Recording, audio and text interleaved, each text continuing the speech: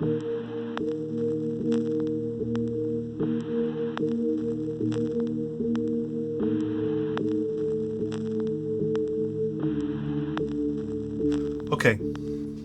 welcome back. This will be my hopefully 5-minute review of the Fujifilm 35mm f1.4 lens as part of these quick hitter series that I'm doing for these lens reviews. So jumping straight into it, for those who don't know, the Fujifilm 35mm f1.4 was one of the first lenses, one of the first of the trio of lenses that Fujifilm released for the X series bodies, and it was actually my first Fujifilm lens I ever bought back in 2012 when I got the X1 Pro. So I've had quite a bit of experience with it, and honestly I just recently kind of got back into it.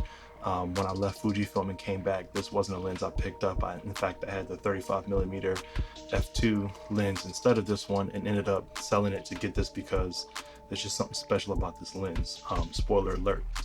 So starting off with the build, just like all the Fuji lenses, metal construction, feels pretty well built. Although what I will say, especially in comparison to the 18mm that I have, this copy here, it does feel a little looser, like the tolerances weren't as tight when this lens was created, or they've loosened up over time. Essentially, where my lens hood, this metal lens hood that comes with it, kind of can rattle around. It kind of removes easily.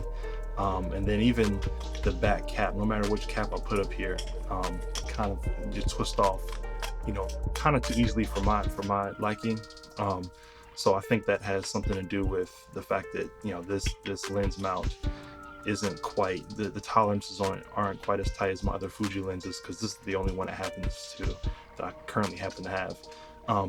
The aperture ring is very clicky, and it's not too loose. It's not super tight, but it's not too loose.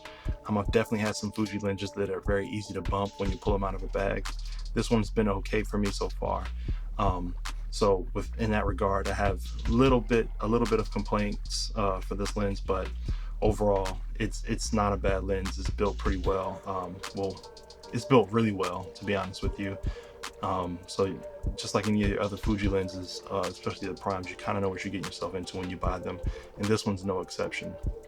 Moving on to the performance of this lens, that is one space where, especially early on, this lens lagged behind as far as autofocus speed. But now, using this on the newer bodies, I don't know if it was the autofocus speed of the lens, or it had mainly to do with the bodies that we had at that time not having great autofocus algorithms. And I think honestly it was maybe a little bit of both. Say all that to say that over time this lens has definitely improved with regards to autofocus speed on the newer bodies. It's definitely not the fastest, right? And it's definitely loud, just like the 18mm f2 lens. This lens does do a lot of chattering as the focus motors are pushing that glass back and forth. So if you're somebody who shoots in very quiet environments and that is something that you're sensitive to, you might want to keep that in mind if you're considering this lens. Other than that, as far as what matters the most is coming to the image quality. It's fantastic. I don't really have anything bad to say about it. It's very, especially this copy and right here, it's very, very, very sharp for me. I know that some have complained that it wasn't the sharpest lens in the past. I've seen that. Maybe my thresholds are just fairly low for being satisfied with the sharpness of a lens, but to me, if I do happen to pixel peep and zoom into, like, say an eye, when I was using eye autofocus, I can count the eyelashes, little hairs on the skin. It's very sharp for me, this lens. So I have no complaints in that regard. The way it renders the out of focus areas is very pleasing. It definitely has a little bit of character, and it definitely favors compositions in which you kind of put your subject towards the middle of the frame, and let the focus fall off, just kind of melt some of the background away. It can get kind of dreamy, but not in a vintage way, in just the way that's very pleasing to the eye, right? It's not hazy, it's not swirly, in my experience. Very pleasing quality of the out of focus elements with this lens. The way it renders is just beautiful. I mean, there's not really much else to say here. It's fantastic when it comes to image rendering, and it's actually why I sold the 35mm f2 to get this lens back. even though the 35mm f2 is a fantastic lens as well. It's just that the competition was really stiff, and this one is, you know, kind of magical and legendary within the Fuji lineup, in my opinion. So just to recap, for those who are considering this lens, the cons would be the autofocus, noise, and, you know, maybe if you're using an older Fujifilm body, maybe the autofocus speed. But for me, it's not really been a problem. Honestly, this is not really a lens I would look to, you know, do any kind of continuous tracking on, really. I think it can to a certain degree, but I wouldn't necessarily try to shoot sports with it. There's better lenses in the Fujifilm lineup for that. This might not be the one. And because of the way it kind of racks back and forth and chatters a little bit, probably not the best for video. I think you can use it. In fact, I think I filmed some you know, some just kind of static videos on this using continuous autofocus, and it was fine, particularly when you get the microphone off the camera and away from the lens when it's making that noise. So it can be used in a pinch for video, but it probably would not be my primary video lens, obviously. So I mean, who's it for?